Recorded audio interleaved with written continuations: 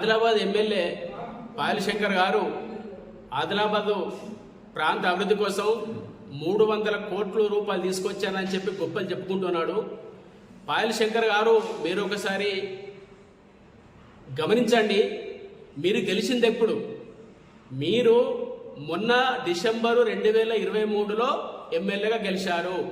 కానీ ఆదిలాబాద్ పట్టణ అభివృద్ధి కోసం, ఆదిలాబాద్ ప్రాంత అభివృద్ధి కోసం జోగురామన్న గారి నాయకత్వంలో మే 20 తారీఖు 2023లోనే నిధులు మంజూరయ్యాయి.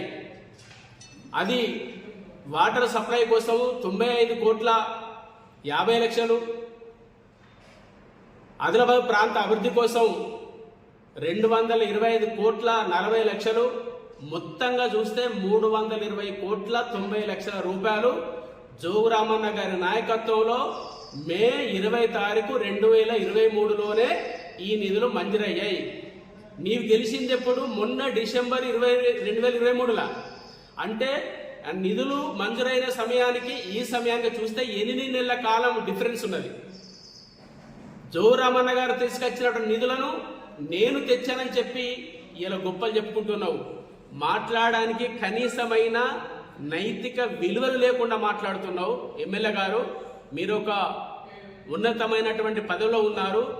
గొప్ప చెప్పుకోవడం మాని వాస్తవాలు మాట్లాడడం అనేది మీరు అలవర్చుకోండి.